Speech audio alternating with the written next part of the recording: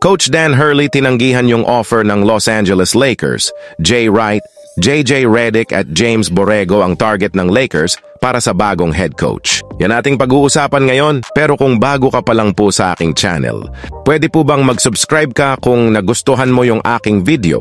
Kung hindi naman po pa-like na lang po, maraming salamat mga maka-full court. Mainit na balita nga ngayon sa loob ng Lakers community dahil mukhang na mekos-mekos ni J.R. Smith itong coach Dan Hurley dahil tinanggihan ni Dan Hurley ang alok ng Los Angeles Lakers ayon kay Adrian Wojnarowski ng ESPN. Isa pang 2 beses na pambansang kampyon na coach ang maaaring lumabas bilang isang stealth na kandidato. Iniulat ni NBA insider Mark Stein noong Hunyo 9, isang araw bago ipahayag ang desisyon ni Hurley na ang dating Villanova coach na si Jay Wright ay maaaring maging potensyal na kandidato para sa trabaho sa Lakers. Alam ko na may malaking interest sa backstory dito. Kung si Hurley nga ay ang pangarap na target ng Lakers sa lahat ng panahon o kung ang Lakers ay nagpapataas ng intensity ng kanilang panliligaw ni Hurley kamakailan dahil sa 11th-hour doubts tungkol kay Redick o sino mang nasa proseso. Ako ay binalaan ng maaga ng isang mahusay na inilagay na tagaloob para sa kung ano ang halaga nito na manatiling handa kung sakaling ang dating Villanova coach na si Jay Wright ay lumabas bilang isang stealth na kandidato. Ang mabuting balita sa harap na ito kung ikaw ay napakahilig, iyon ang backstory ay siguradong lalabas ng mas maaga kaysa sa huli. Siguro sa lalong madaling panahon pagkatapos na mapunta o hindi mapunta ng Lakers si Hurley, isinulat ni Stein sa kanyang Substack newsletter noong Hunyo 9. Tinanggihan ni Hurley ang 6 na taon, 70 milyon na alok ng Lakers na gagawin siyang isa sa 6 na coach na may pinakamataas na bayad sa NBA ayon kay Wojnarowski.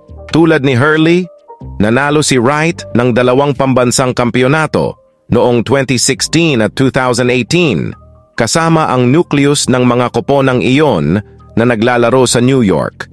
Sina Jalen Brunson, Josh Hart at Donte DiVincenzo kasama ang Knicks at Mikal Bridges kasama ang Nets.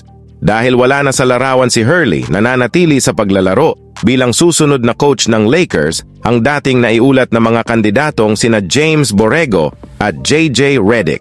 Pagkatapos ng mahigpit na pagtugis kay Hurley sa nakalipas na mga linggo, muling magsasama-sama ang Lakers at ipagpapatuloy ang pagdadala ng mga kandidato para sa mga panayam na may pag-asang kumuha ng coach ng draft, sabi ng mga source. Inaasahang mananatiling bahagi ng grupo si James Borrego at maaaring gawin ng Lakers ang kanilang unang formal na panayam kay JJ Redick, tweet ni Wojnarowski sa X. Bago ang lubos na ipinahayag na pagtugis ng Lakers kay Hurley, iniulat ng The Athletic na si Redick, ang co-host ni LeBron James sa podcast ng Mind the Game, ay ang front-runner para sa trabaho.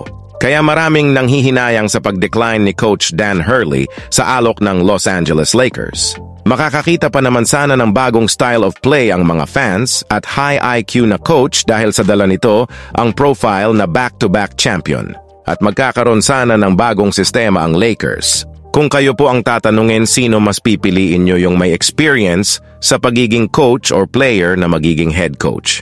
Pakikomento na lang po sa ibaba at babasahin ko po yan. Maraming salamat.